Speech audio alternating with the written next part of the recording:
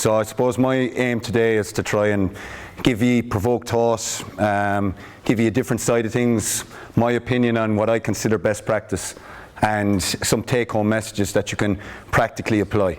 So we'll see how we get on at the end. So I suppose this is one of the things that we don't think enough about, in my opinion, and that's your coaching philosophy. And I suppose it's a question that every training session you should go into. Am I abiding to what I believe in? Is this session satisfying my own beliefs and what I pride myself in? So in relation to philosophies, how are they formed? I suppose there are a set of principles and beliefs that are consistent, the environment that you set out, how your players would describe you, and that's an important one to note as well. And your experience of good coaching, I think they all contribute to forming philosophies. So it's important to note as well that philosophies can change. I know for a fact mine has definitely changed as the years have gone on. I would have started out when I started coaching with a certain belief that the way things should happen, and I've definitely changed as the years go on. And I suppose what I'm saying to you, even today, there'll be things that I'll say that you'll agree with and that you'll take on board. There'll be stuff that you won't agree with and mightn't necessarily take on board, and that's perfect as well. I suppose our biographies are important, and that's my own, and I'm sure people have similar ones there. I've just put down at the end 2008 to 2016 is what I consider my coaching career has changed taken place, absolutely.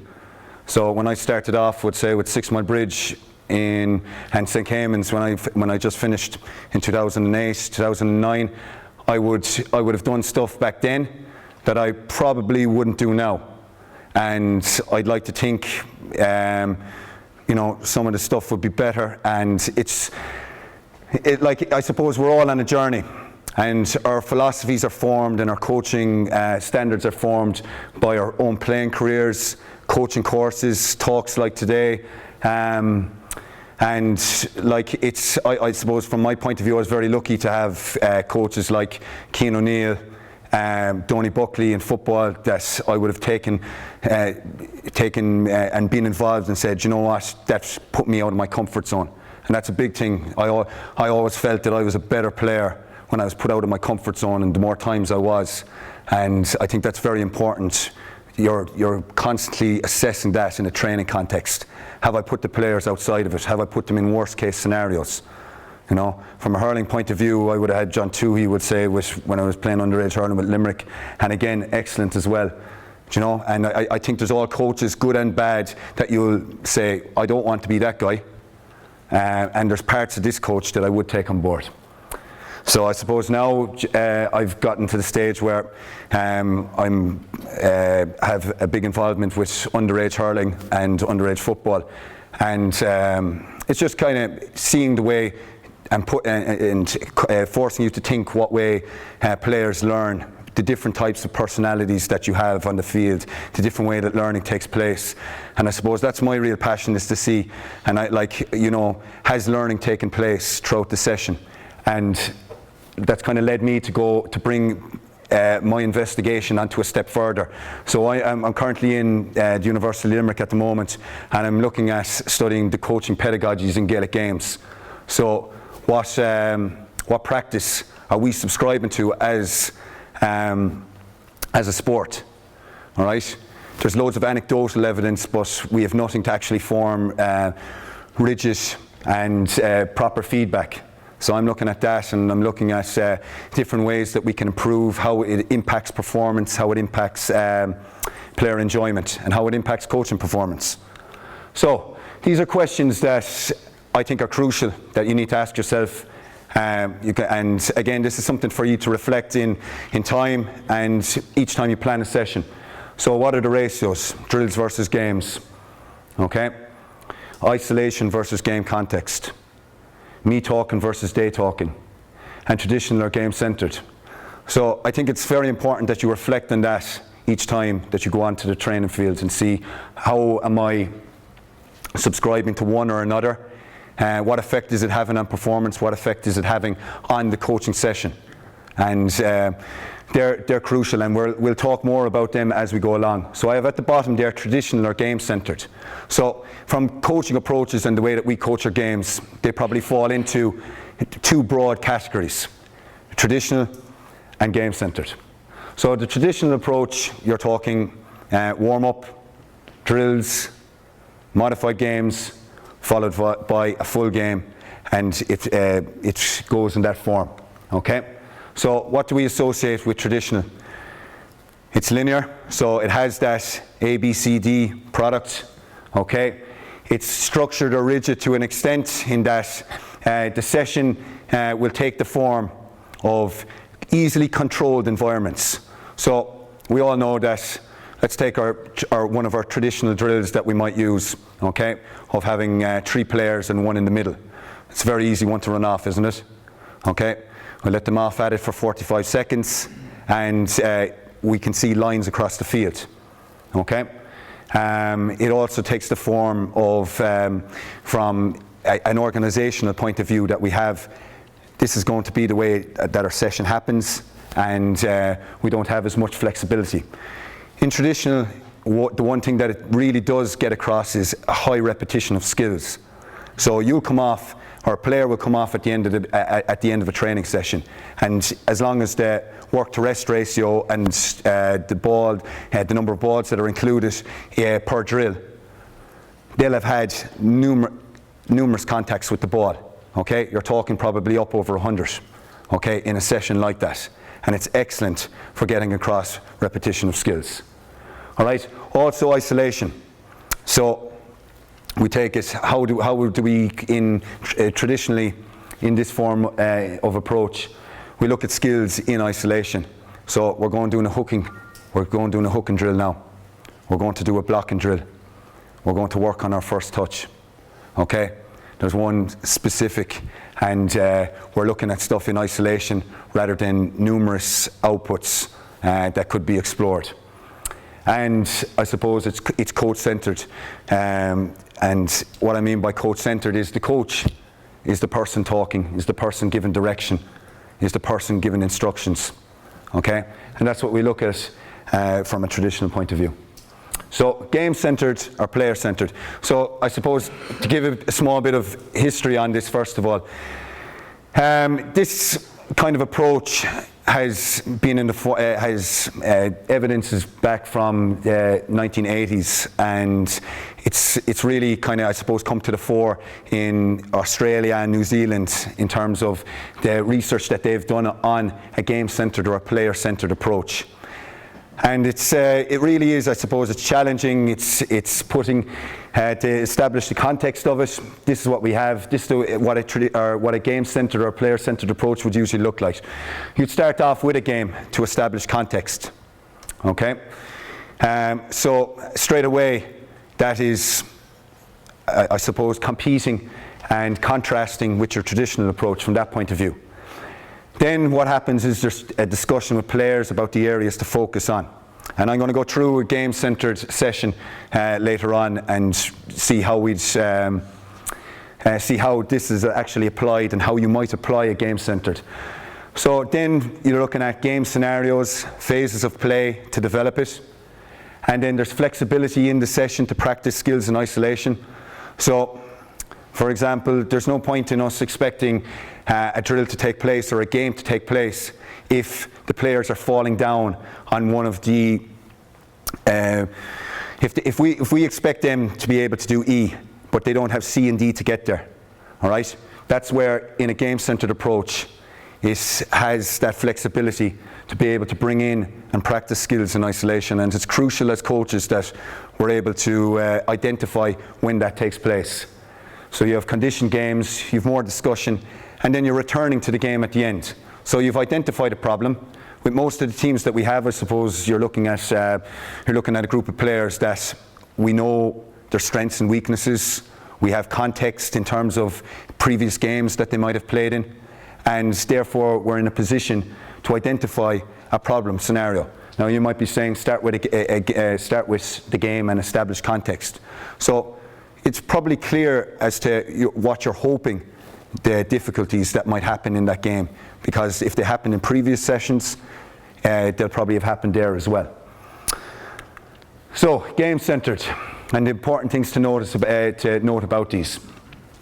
So, open drills. So, an open drill, we'll take it, all right? And an open drill is basically, the definition would be a drill where instead of me knowing I have to go to C, I now have the options of going to D, E, F, G, H, okay? And instead of knowing that I have skill A just to execute with, that now I'm in a position where I can execute skills B, C, and D as well. Okay, so they're open. They involve critical thinking on the player's behalf. The player has, and I think Damien was talking to you this morning about decision making as a whole. All right, the player's having to make decisions. So what skill do I use to execute here? What space do I run into? Where do I hit the ball? They're all crucial things in an open drill. So playing form versus training form. So again, this goes back to the question of and establishing and kind of defining your drills. So what way do I define my drill? Is it taking the form of playing form and training form? So playing form is something that can be applied in game context or can be practiced in game context. Training form is, again, more rigid. So it's in your game-centered approach, the ratio of playing form versus training form is definitely much more in the playing form sector. Okay, so if you're talking in a traditional form, your training form is taking the place of maybe 70% of the session. It's probably the opposite in your game-centered. And that training form that takes place in the game-centered is where you've identified skills that can be practiced in isolation. So you're the facilitator then. So you probably noticed that coach-centered or athlete-centered there, all right, or in the previous slides. Coach-centered for a traditional approach, athlete-centered for a game-centered approach. So how are you facilitating the session? You should be there to be able to, it's guided discovery. Questions, and what leads into that is the questioning and discussions that you provide for the players as well. And non-linear and flexibility. So that means you have the ability to go off track. So if we're doing a high ball game, for example, 3 versus 3, and a ball is delivered in, and I'll be discussing this again in more detail, that I can move off that, because I can't expect lads to compete in a 3 versus 3 if their timing isn't right, if their technique isn't right. So I go to unopposed work. So I have here the question, traditional versus game-centered. Do I have to pick one? All right, and I have underneath this, do I have to be able to strike off both sides? All right, I think as coaches, we shouldn't narrow ourselves into being X, Y, or Z, but it's more having the ability to be more rounded and being able to move between the two. I think as the season progresses, and at different stages in the season, you need to be able to apply yourself, and maybe traditional might take more of a focus early on as we develop, as skill development is taking place. But absolutely, we need to be able to move to game-centered as well. And it's having the ability to do both and having the ability to take the best forms of each, I think, that are crucial here. So, example of a game-centered approach. And I'm going to take probably an area here that I suppose what I'm trying to do today is really hit areas that I think people might have questions at. So finding inside line, beating a sweeper. So I think this is the way that, unfortunately or fortunately, whatever way you want to look at it, that hurling is becoming more tactical.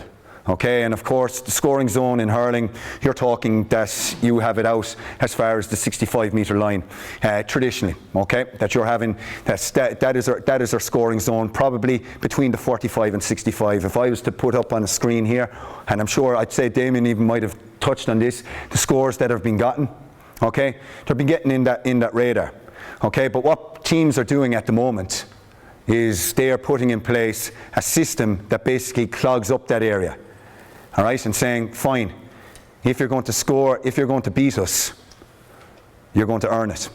And like some teams have done it very well, and trying to beat this system and trying to is a challenge as coaches. And you're probably going to see it here in schools, under 16s, under 14s, it's probably coming into it, you know, that you're going to be coming against teams. So how do you beat a sweeper system, and how do you use a game-centred approach to do this? Okay, so I have key areas to work on. First of all, you're identifying what a sweeper system, the problems that it has, and the opportunities that it gives you. In every system, I think what's very important here is there are always flaws in it. So how can you exploit it? So when to deliver, where to deliver. Striking under pressure, movement of inside line, various support play networks out the field, so off the shoulder running, third man runs, getting free. And I think when you start to think about all these aspects of beating a sweeper, the third man run, I suppose I better explain that there actually before I move on. So a third man run is basically, it's your man that breaks the line. So if I was to deliver a ball, okay, to player B at the top of the room, okay, I'm the first man. Player B is the second man, and the player that's thinking 2 moves ahead, player C, is the one that comes off B's shoulder and takes the pop pass at speed. Okay? So I like to call that third man run, but it's always the man that breaks that line. And they're important aspects that you can look to bring into beating a system like this. So planning practice activities, questions, progressions, and flexibility. Now there's no point thinking anymore, this is going to challenge us as coaches. It constantly does, this approach. Because what you're doing is you're putting yourself out of your comfort zone. You're putting yourself into a position where you have to now facilitate it. Players are at your opening questions. So if a player comes up with a wrong answer, how do you deal with that? And again, I have a section on questioning later on that we'll be looking at that. So let's go through this anyway. So we might start off with a game. Okay? So here's our game here situation. I've gone for a 15 on 15, but again, this could be adapted in any way that we see fit. So you have two things that are happening here. You have one team that, I suppose, are implementing the sweeper system, and the team that's implementing the sweeper system are the top team, and they have 7 in their defence. Okay? And then you have the team down here that are having to react, and they have 6 in their defence. Okay? So we'd start off and we'd allow the players. We'd let this game, and we know that we're going to be playing Kilkenny in a week's time, okay? So, or Kilkenny in 2 weeks' time, and we've come up against the sweeper system. We've played Limerick or Cork or Clare or Waterford or Kerry, and we've come up against a sweeper system and it's caused problems, okay? So, first thing that we're going to do is we've established that this is going to be the theme of our session. And we're going to allow the players to experience context. So we allow them into their game here, and this takes place. And we allow it for 5 to 10 minutes, because this is going to form the discussion that's going to take place. So we bring them in for a discussion, and we identify areas. How many times did the sweeper get on the ball there? Why was he getting on the ball? Okay? What might we do to get him off the ball? So we start looking at that and we break it down. So I've identified here one area. Now, I suppose first and foremost, we're not going to solve the whole sweeper system in one training session. Okay? But what we can do is we can start to plant the seeds and plant good habits. So here's one example here.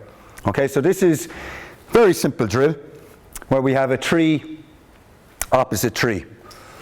And the purpose, the mechanics of the drill very simply is we deliver a ball across to the other side and we return to the back of our line.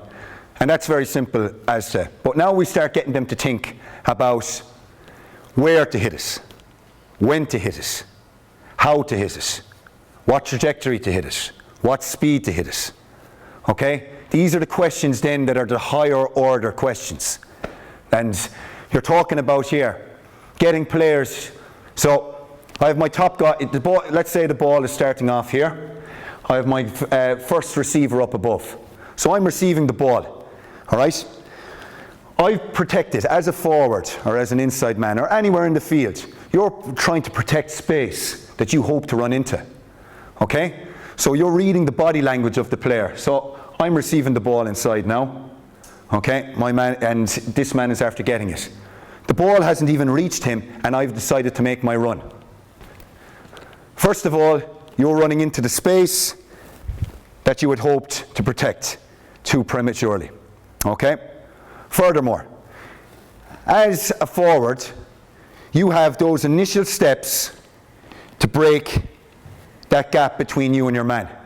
So those initial steps that I get there, I'm separating that 5 meters between me and my man. After that, he's reacted to it and he's going to be closing. Okay? But it's creating that question for them. So you start asking them, well, and this is what this brings in. This drill here, to expand this, you're getting this receiver that when this man gets his head up, that he is calling right or left, and that it's obvious to him. So that's now what this guy is doing is he's hitting space. And all too often in a sweeper system, we're hitting the man. Okay? But also, it's bringing in the idea that our sweeper, or the sweeper that we're playing against, is going to be in this position here.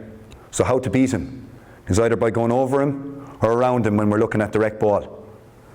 So it's bringing in this aspect of it. And it's the timing of the runs that you start to kind of elicit more thinking from the players. And you'll see, and this is where the coaching comes in, you'll see some players doing this drill very well. And you'll see their timing of it perfect. But then you'll see players that have made their killer run before the man delivering the ball has even got it in his hand. And it's trying to get them to think about that. And you're looking at sweeper systems. What you need to be able to do as well as an inside line is creating depth. Okay? So if we're playing against the sweeper system, and here's my 14 metre line, and here's my 21 metre line. You're trying to create as much space as possible. So where should you be making your runs as an inside forward?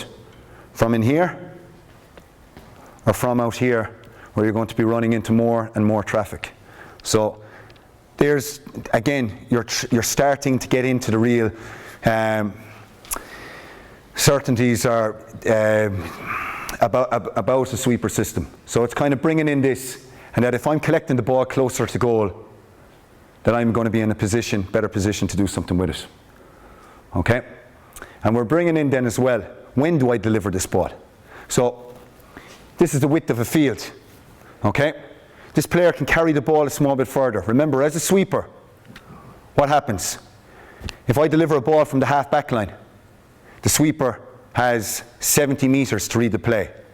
If I bring it up 20 to 30 metres more, now you're cutting down the distance and the time that he has to read it. You ask the sweeper to try and cut out a ball from 50 metres or from 70 metres. Okay, and that's one of the crucial aspects in this as well. So after this, we've discovered now we've started talking about timing. We've started talking about hitting space. We've started talking about distance to hit the ball. It's a very easy run as well. Okay, so we progress it on. And here's our next thing that we look at. So again, it's using a very similar setup. We still have the 3 players opposite 3, but now what we've done is we've decided to put 1 defender at either side. So I call it here semi-opposed. But now what you've done with it is you've brought in a small game context aspect to this. So you have your 1 man here and 1 defender here on either side. So it's basically a 4 versus 2 situation, except you have it structured with a formation. Excuse me. So what we're trying to do in this aspect here is try and get a successful pass from these 2 guys to these 2 guys. Okay? But now you've added in a stimulus, or you've added in a player, semi-opposed. Should it be breaking down? No. Will it? Absolutely. Okay, so it brings in the questions then. Why? Why did the defender intercept? And then you get talking about the type of delivery, the type of runs, the depth of the runs. Okay? It brings in this aspect. So as you can see, the session is progressing. All right? We're after bringing in now a defender, and what we're going to see is that this is going to break down. So we bring them in, and the whistle goes, get them in as quickly as possible. Okay? Quick discussion. Why is this happening? Is it the fact that maybe I'm delivering the ball from too far back? Is it the fact that I'm delivering the ball to the man rather than space? Okay, it starts to bring up all these ideas. And also then you have the added ingredients there of support runs, that if a man is under pressure here. But it's, I suppose it's bringing on this aspect, and you can set this up, lads. You do this for maybe 60 seconds at a time, quickly swap the two defenders so that everyone's getting to experience this here, and we can move on. So then I look at setting up a situation like this. So they've got good exposure now. What have we created so far? We've created delivery of the ball. We've created when to deliver it. In the last aspect there, we've created support play. Okay? So now we bring in a small-sided game. So the small-sided game that I've set up here is as follows. You can see that on 65 metres, 30 wide, plenty enough. Okay? So I've got 4 defenders at this side. I have a goalie in here as well. All right? And I have 4 defenders at this side and a goalie up there as well. And I have 3 forwards at either side there. So what we're doing now is we're putting it into a situation where there's going to be high repetitions of dealing with a sweeper and dealing against it. Okay? So from a defensive point of view, I suppose the mechanics of the game first of all. I have a halfway line drawn there. Okay? So the reason I have a halfway line drawn there is because I'm going to put in a condition. And my condition is that players that are at one side of the field cannot pass onto the other. Okay? Because I want to develop our striking. I want to develop our delivery. If I turn it into, if I take away that condition, now what we've done is we've turned it into a running game. Okay? So can you see the way that by putting in a condition like that, now what's happening is, let's take the top team, okay, with the 4 smiley faces, all right, coming out with the ball. Now it's putting them into a situation which, yes, they have an overload of 4 versus 3, like they're going to have in a game. You're going to have an overload in defence. Okay? So it's getting them to support themselves inside. They should be able to come out with the ball. But now, when they get to a certain area, whether it be this pocket here or here, now they're getting their practice on where to deliver the ball, how to deliver it, how to take this man out here. And we've progressed the idea on again. But what's important in this here is that there's going to be high repetitions. There's going to be high repetitions that the players are going to experience this game in plenty of forms that drills can't create. Okay? So you're putting them into a situation there. And what we're thinking, then we start, so that's from a defender's point of view, coming out with the ball. All right? All those questions I've asked from a defender's point of view. So from a forwards, let's take it from 2 aspects. Okay, let's take the aspect of us when we're receiving the ball. So how do you take this man out as a forward? It starts to bring up this area. Okay? And one of the ways to do it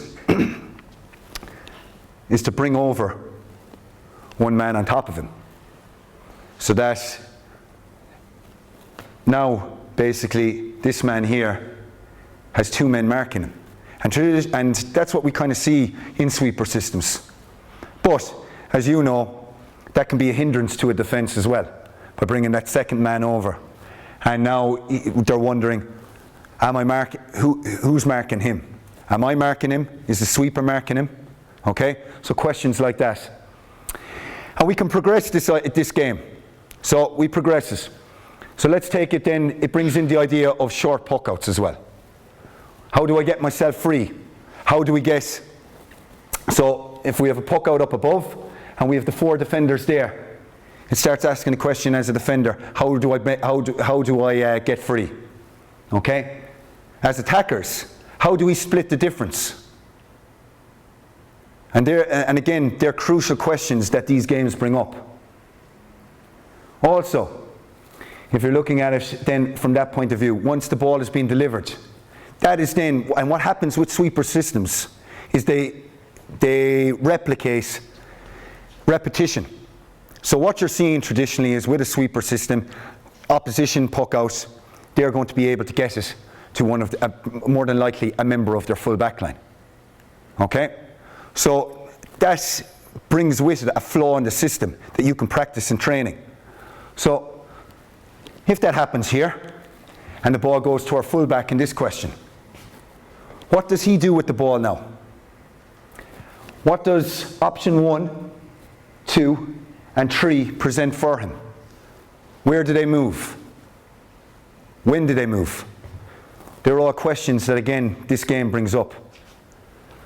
And if we want to progress it a bit more, so how else do you beat sweeper systems? You score from distance. Okay? So let's bring in that aspect of that. And what we can do is we can do a couple of things here. We can decide that players from this side of the field can score, or we can bring in a more elaborate play, and we can say that the ball has to be delivered here, but the players down here have the option of striking a ball back out here to be hit over the bar. So there's progression there again. So that if inside is blocked up, it's now forcing the guys back here to present themselves as options.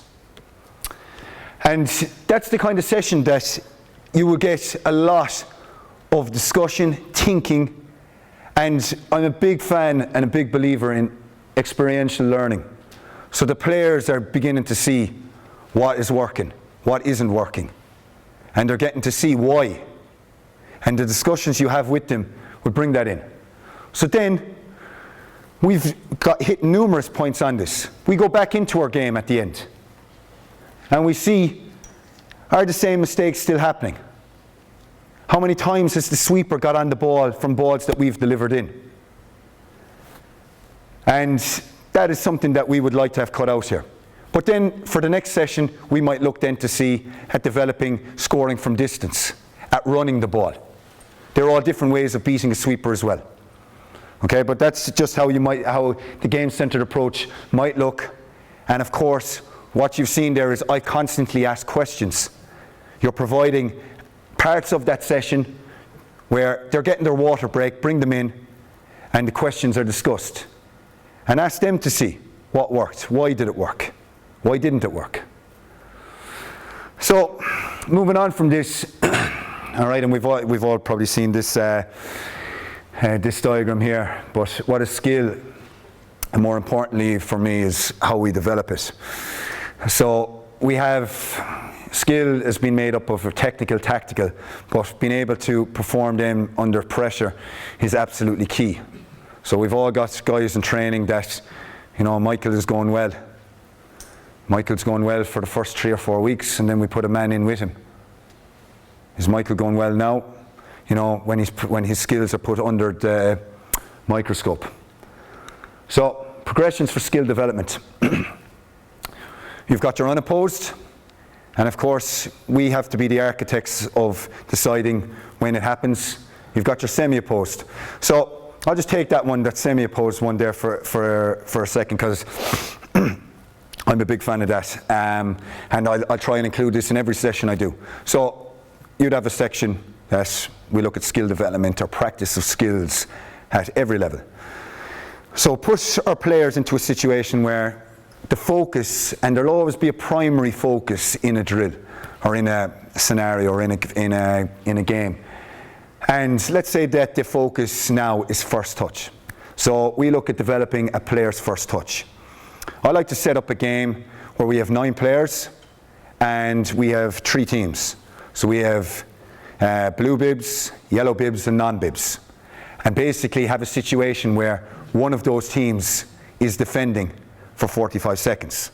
So what we have now is we have a 6 versus 3 situation. 6 versus 3 situation, it can happen in a grid. It can happen in a number of grids and boxes, and I'll elaborate on that one again in a minute. But what we've done now is we've created a situation where I'm going to say, now, the only ball that I want to see delivered in this is a ball along the ground. So now what you're forcing to happen is a 6 versus 3 situation in a situation where it shouldn't be breaking down. 3 players should not be able to dispossess off 6, but it also puts the attackers in a situation that if I miss my first touch, there are consequences. that I know that when I'm going for this ball, that if I miss it, it can be taken off me. It's not enormous pressure that a 5 versus 5 situation would happen, where it would probably break down every 20 seconds. But now what you've done is you've put a condition in it, and you've put an overload situation in it that allows the skill that's our primary concern to be focused on, but in a situation where there's going to be high repetitions, there's going to be consequences for failing to perform the skill appropriately, and there's decision making in it. When I get the ball and when I control it first time and I deliver it, where do I deliver it? How do I deliver it? Okay, now we've put a condition that we want to deliver it along the ground because we want to challenge their first touch. But it's got them made aware of space rather than a situation which does have to take place from time to time of 2 opposite 2 and a ball along the ground, follow the ball. If I make a mistake, I recover as quickly as possible. Don't get me wrong, there's room in trainings for that as well. All I'm saying is I'm trying to, I suppose, provoke thought on ways that we can develop the skill differently. You've then got an overload situation. So this is where we put the players in a worst case scenario, what I like to call it. So how do my players perform when I confine an area? And even more so when I decide to put a numerical advantage on the skill being placed or being practiced. So if I want to develop a player shooting, okay, and this player is one of our more gifted players in the field, how do I challenge that player? I might put him in a 1 versus 2 situation, 2 defenders on him. And again, it's kind of thinking like that. I think that's crucial. You know, thinking outside the box, overload situations. We all have players that are incredibly gifted, okay? Putting him in a situation where he has to try and beat a defender in a tiny square, where he's only allowed to shoot from that. And then phases of play for skill development. So let's take what I mean by a phase of play is something that is repetitive in a match. So cornerback, going back, or facing our own goal, picks a ball, okay? He comes out of the defence, beats his man. What has to happen then? He either has to deliver long to midfield area, middle third. So he hits the ball to the middle third, okay? In the middle third, we have our half forward catching the ball. As our half forward catches the ball, he pops it to a midfielder. Midfielder, running through, delivers a ball to the inside line. That's what I would call a phase of play. Now, of course, everything that's happened there has happened perfectly, okay? But it's still, we should put players in situations where they can practice a phase of play like this, where they're thinking a couple of moves ahead, so that an inside forward can see the cornerback has got the ball, he's after beating his man, okay? We've got midfielders open. I know that I'm going to have to start moving inside. From a midfielder point of view, or from a half-forward point of view, it's getting them prepared to get on the ball that's coming out of the defence, and it's getting them to pop it off as well. And we can do that, again, semi-opposed or unopposed. Unopposed, that is very useful to do. And it's very useful to do as challenging maybe traditional line drills. Okay, so instead we could set up 4 players. So take this for example, we set up 4 players. We set up 1 in our full back line. We set up 2 in the middle third, and we set up our 4th in the inside line. Okay, so what we're doing is we're not saying you have to stay in a line. I'd say the complete opposite. I'd say the full back, he gets the ball, and when he gets it, he's taking it up with his back turned to the midfield, so that when he gets around, and if he's doing this unopposed, there's no man on him, but that he is to look up. And remember, we could have this set up with 5 groups or 6 groups, so you have 24 players. So he has to get his head up, and he has to scan to see where is my man. Rather than him being in a line, he has to now scan and see in the middle third, where's the man that I'm meant to hit, so that he hits it. All right? So he's hitting it off left, right. We're challenging him to do that. Okay? And it's getting the boys out the field then to focus on their movement. But that's an example of a phase of play and how we might, again, develop our striking and develop our delivery. So, using games then to develop skills. So again, I'm going to take one, what people might think is as being a challenging one to develop. All right? Hooking and blocking. So how do we use a game to develop hooking and blocking, or an open scenario? Okay? So I have here that a lot of hooking and blocking takes place in unrealistic environments.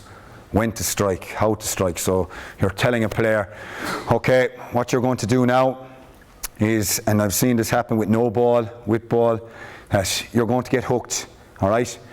Let the man behind will tell you when to strike, and you strike. And the man will come in and hook him. And that's fantastic, okay? But how often does the man tell you when to strike on the field? And essentially, what is happening, it's a relearning process, and that's what I suppose, you know, the research would suggest, that, and it's one of the downfalls of practicing skills in isolation, is that players, you're learning a skill in one context, but then you're asking them to perform it in another, okay? And essentially what's happening is they're having to relearn the skill. So if we look at it, how I might develop this, how I might develop hooking and blocking. So what we do is we put, and I'll give two scenarios here that I might look at, all right, that are going to put the advantage in the form of the defender, or the skill being practiced. So we want the hook and we want the block to be practiced here. So let's put a situation in place, okay, where I'm in a 5 by 5 meter square, okay. So basically been made up of what we have here, probably chair here, back to the wall. Okay, maybe a small bit bigger if you like. All right, I have a player on me, and we'll start the blocking first of all. So I'm 1 versus 1 situation here. All right, the man inside in the square hand passes me a ball. I have to strike the ball from inside the confines of this square here. Okay, I can't dummy, I can't solo. All right, so I have to strike it from inside here. So what you're doing is the man's hand passing here, and I'm striking. Okay? And if we're not, and again, I have the question up here. How many are made per game? How many hooks and blocks are made per game? All right? And again, we're talking low numbers here. We're talking low numbers, but again, it is a skill, of course, that needs to be practiced. But we need to be realistic about it. We're not going to make every block and hook, and players need to experience that as well. So we're putting them in a situation now where, yes, I've definitely put the odds in favour of the defender in such a tight area like this. And I'm going to really discuss that and at the very beginning of the drill, that I expect the defenders to be able to make these blocks. Okay? But let's say that's not happening. All right? We confine then the attacker to striking off one side only. And we're still not happy with that. Then we can look at going back and practicing in isolation. But coming back into this. Okay?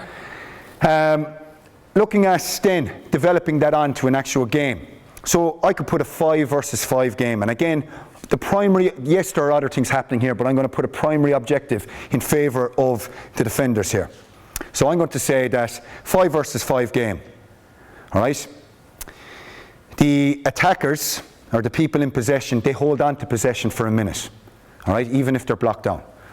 So what's going to happen here is that for this minute, the attackers are only allowed their steps. And I'm going to put it even more in their favour. They're only allowed strike off their right-hand side. And from a defender's point of view, they're not allowed tackle. They're not allowed intercept the ball. So what does that mean is the only way of gaining possession? They can't intercept. They can't tackle. What does that mean they have to do? Hook and block. Okay? So what you've done now is you've put primary focus on the skill being practiced, or the skill that you want. And I think that's a crucial aspect as well. And that's kind of, again, thinking outside it. All right, so I have here, just to summarize that point there, develop games that will emphasize practice of skill in a semi-controlled environment. Okay, so I mentioned flexibility earlier, and we took the 3 versus 3 high ball drill. Identify the problem that's been that might be happening in this, but have the flexibility in your session to move away from it and to move back into a 1 versus 1 or an unopposed. And you really have to have, again there, the freedom to move off the plan and to be able to say, yes, we need to move off, because there's no point in us expecting the boys to be able to perform these skills now, or to perform in a 3 versus 3 context, if they don't have the correct technical skills. And that's where we look at practice of skill in isolation. So questioning. So again, higher order or open questions. All right, the ones that a player has to think about. And to give it a more simple definition, your higher order questions involve a more than a 1-word answer. Okay, your lower order questions, okay, traditionally are answered with 1 word. Okay, when to use it. So you use it to your advantage. Don't break the tempo of the session. All right, the whistle goes. In we come with 90-second break starting now. Get the water on board, but be listening to what's happening in this discussion. All right, and these questions next here are crucial. So time. When should you?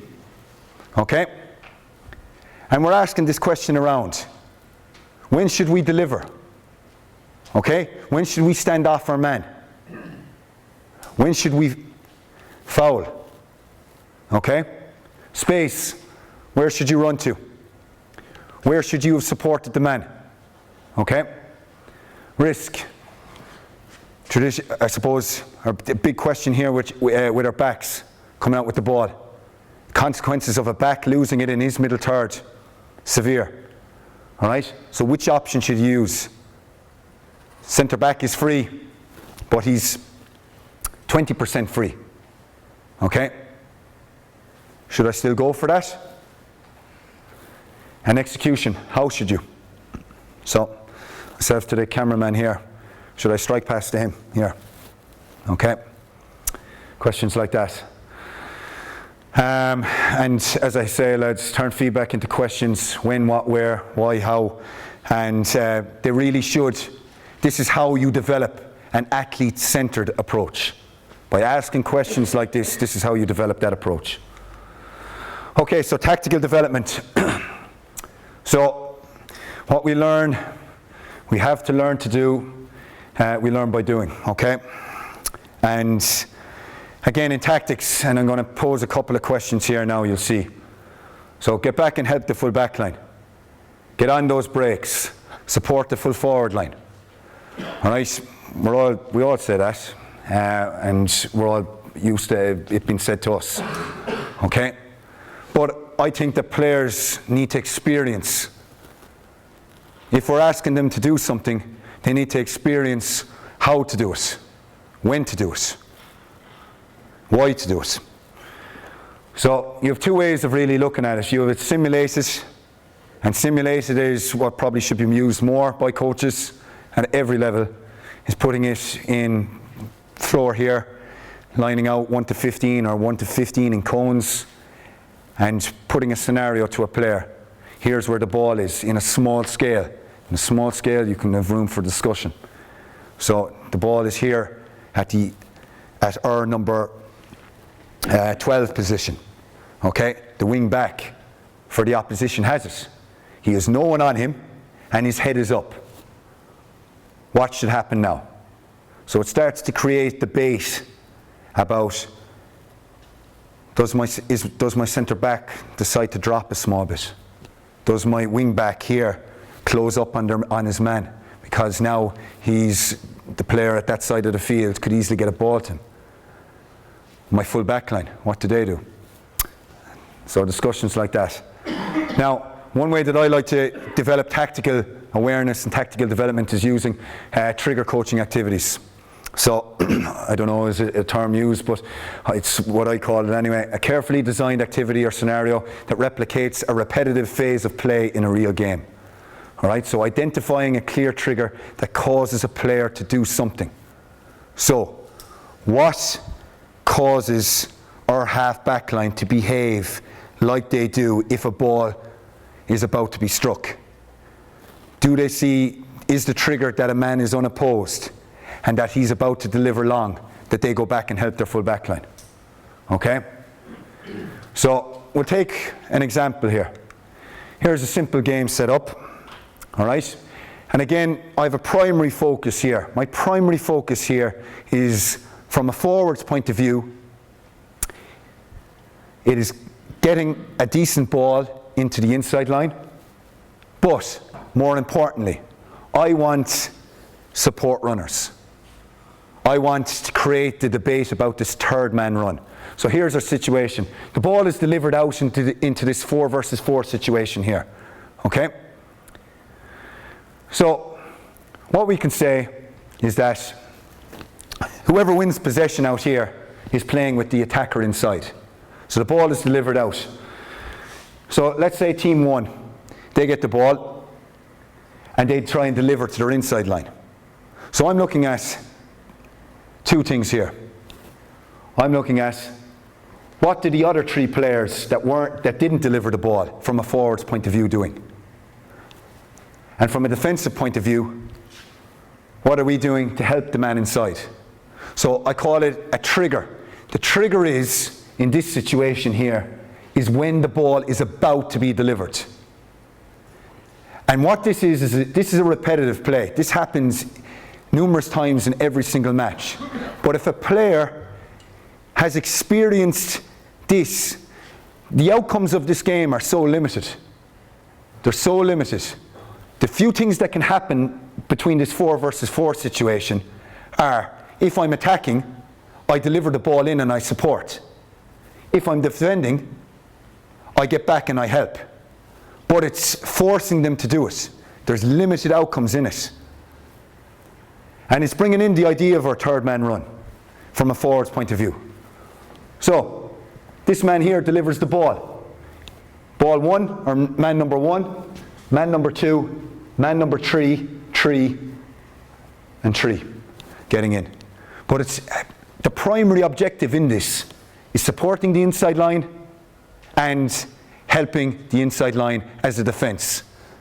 And that's really putting the point to the players that, how do I do this? And it creates that trigger for them in a game. I see the midfielder on the ball here, he's about to deliver it in. If I'm a defender, I know what to do. I've experienced this. And you start to ask questions, how? What space should you get back to? And when should you do it? So, not too long left, lads. So I have here an athlete-centred culture. So I suppose, look, journals and academic journals, you take them or leave some of them, all right? But this is one I would highly recommend anyone reading here. Okay, this is one that I would make note of. And this was a study done by Hodge here in 2014. And basically, this guy got access to the All Blacks from 2004 to 2011. And he was able to, they were coming off the back of a bad World Cup. And they started to question everything. And they did basically a massive review about what they could do differently. And they started, one of the things that they decided was that we had completely babied the players. We had told them what to do, when to do, how to do it, without having their involvement. And they started to do a couple of things. They started to create leadership and accountability in the group. They had a dual management model, so setting outcomes in training and games. They then created autonomy in the group so that they were joint architects, so that ideas that were being discussed, players were privy to them and allowed. And my favourite quote from it, I suppose, from Graham Henry there, is this allowed them to think for themselves on the pitch and become better decision makers. So that in a game, players have to react. If they're looking to, you know how hard it is to try and get feedback to a player when something happens. We'd love to be able to see that they, with guidance from us, that they are able to do something about it themselves. So, again, I'd like, giving you specific examples as to how to do this. So the first question I have at the bottom, I go to that first. Is this achievable with under 14s to under 18s? Absolutely. And we're kidding ourselves if it's not. To the degree of how we do it, it depends on the group. We're not talking about giving full autonomy, but we should start to ask them questions. All right? Make a list of where they are strong and weak in their game and how they might develop it. Specific outcomes and targets from the training. So I have here, and I'll lead it in with the specific targets for games. So a whiteboard. Getting the players to say, okay, and I suppose this will become more usable when the weather's drier, and that you can actually come over and discuss on a board. But having them write down what they want to get out of, if we're mentioning a drill, a specific drill, okay, what they want to get out of it, what their aims would be of a drill, okay, what they would consider positives and negatives. And then to be able to say, Grant, we've done our first touch drill, or our first touch game. Let's come over to the board. John, you have this written down here. Are you happy that was achieved? Yes, no, why? But at least that Dave understands why they're doing it. And they understand the questions and the reason that they're doing it. And then it's brilliant. It's brilliant feedback for management as well, for them to be able to come out with things like this. So, planning of the year. And I suppose, look, for schools, it's either mid-season, it could be beginning of the season for some of the domestic games. And then for county squads, it's probably we're at the beginning of blocking, striking off right and left, hand passing, first touch, area ball technique. Your tactical, all right, support running, group tackling, tracking, contesting rucks, condition, delivery of ball, transition defence to attack, etc. All right, the two are not mutually exclusive, all right, meaning that I think they should be practiced in tandem. The extent to which you do that at different times of the year is probably the next question then, but we must learn to walk before we run. And I think that picture there at the bottom, the reason I put that in is it's guided discovery from us. It's guided discovery. We need to be able to put them in situations where they're aware of what they're doing and how to do it, but that we're not completely spoon feeding them. And as a player, so it's an ongoing project. This isn't the case that, Grant, we're going to do first touch, blocking and hooking for the first 3 weeks and that's it, done with. This is an ongoing project that needs to be continuous throughout the year. It's the extent of the activity that you pick is what differentiates it. So at your primary stage in the year, so we're going into, take that game that I just mentioned there, all right, with the ball being delivered out into a 4 versus 4 situation and us trying to deliver the ball in. You've got so many secondary activities happening there. Contesting breaks, high ball, tackling, delivery of the ball. Now, we can't expect players and rush them into activities there if they haven't got the fundamentals. And that's where you make the decision, I suppose, as coaches.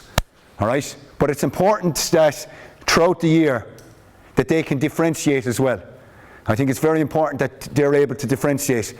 Your session in May will be very different to your session in February. Okay? Your session, they are crucial questions. How do I do that? And I think one of the simple answers that I can give for that is the type of activities that you place. So you're hoping that we're putting them into a 4 versus 4 game, that they're going to be able to tackle right,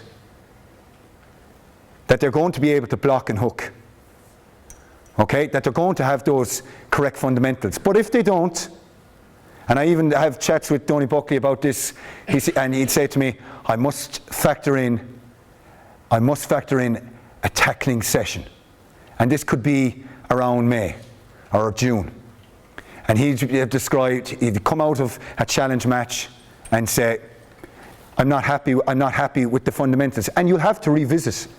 But I think it's important that they have the good habits developed to be able to put them into practice. So that's it, lads. I've got, just in terms of the take-home messages, self-reflection is a big one, and these would be the questions that I'd ask you after each session to be able to ask yourselves. Did the training game address aims? Did I provide questioning, discussion, player involvement? Was there sufficient repetition of skills? The game progressions, were there progressions that could take place? Was there flexibility for isolation of practice? So did I allow an activity to take place even though basic skills were being constantly performed incorrectly? But did I still allow that to happen? All right? And really important, what did my cornerback, wingback, corner forward, midfielder, goalie get out of that session? I ask myself that question every single night when I'm designing a session and when I come off it. I evaluate it and I'm able to see, and if that didn't take place, that I'm not happy in my eyes. Now, of course, that would sometimes change, guys, where you're not going to be able to tick all the boxes at one. But it is a question to be constantly to see if you've done 3 or 4 sessions that your cornerback is getting nothing out of. And of course, the big question there, what learning takes place. So, thanks for listening, lads, and glad to answer any questions. All right.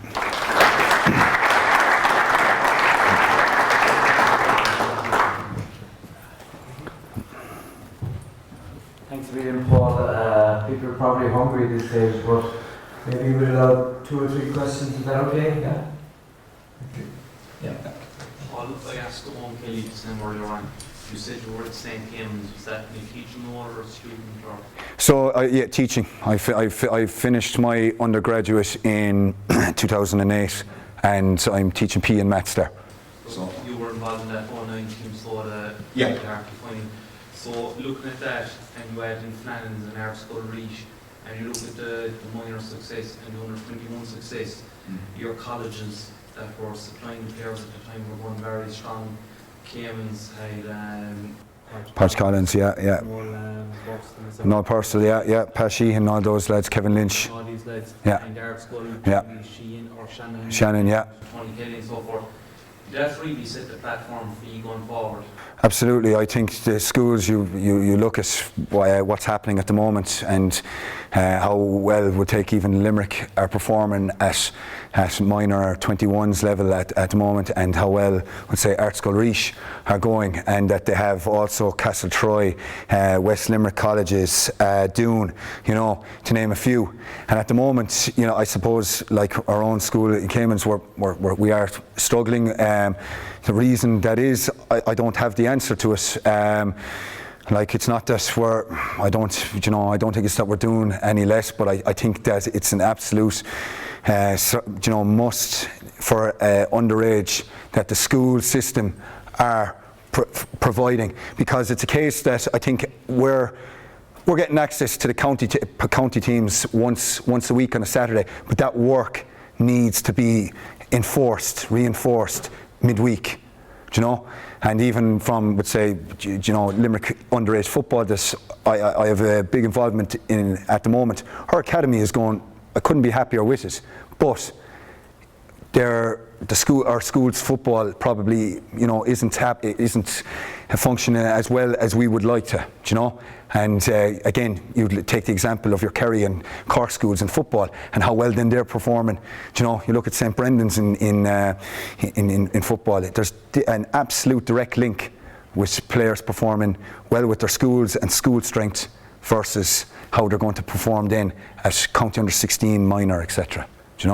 It's definitely something that absolutely needs to be, I suppose, developed constantly anyway. And what about lads now that are in jurisdictions that are isolated from attending these schools, So, as in players that have that don't have access to a particular.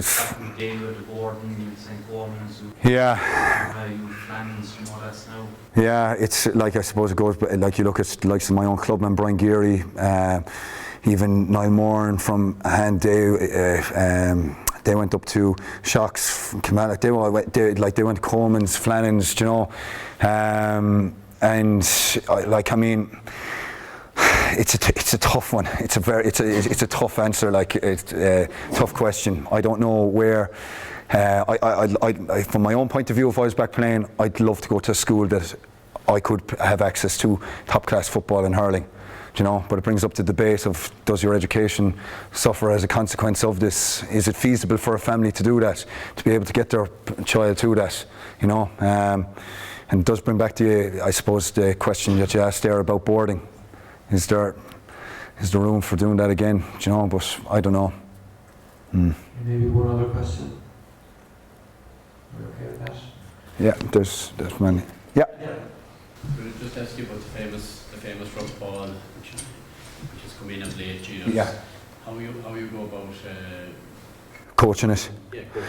Yeah, so it's a good question. The ruck ball, there's a couple of different strategies that you can use. So I suppose, look, I'll discuss it from numerous parts in the field. As a back or in defence, you're quite happy, I suppose, for a ruck ball to develop. And the longer it stays in there, the more secure the situation is and confined the situation is. So you're talking about putting players in a situation of 2 versus 1, where you have one player, getting them used to getting their body over it, their body positioning, if we're talking about actually gaining possession in that situation, and getting their hand as low to the ground as possible, but that they're securing that. When the ball is won, is what concerns me, and what happens then is that we have players that are all static around the ruck ball. But what it should be is it should be like a bomb has exploded, and that you see straight away that you have players like that, and what they're doing straight away is they're presenting themselves as an option, but they've created a vacuum of space for the player to get out of. In attack, I'm quite happy for my players to kick the ball into space, to get it out into a specific area without going too much. But there'll be a couple of things, and I suppose it's making the ruck ball the primary objective is the question. So what situation puts you into, or what condition can you put in where the ruck ball is going to be the primary objective? And it's allowing players to practice it without a skirmish developing. But unfortunately, skirmishes are going to develop, and it's getting players used to the worst case scenarios, but that they've practiced the skill in worst case scenarios, so that we've got 2 players in a round, this guy practicing it now, but that and then we can, I suppose, rotate it so that we have 1 player practicing, 2 tackling, but they're tackling, what I like to say, to maybe 70-80%. They're allowing the skills still to be practiced, but they're still providing the stimulus there for it. Anything else, guys? Okay, folks, please put your hands together for a call. Thanks, guys.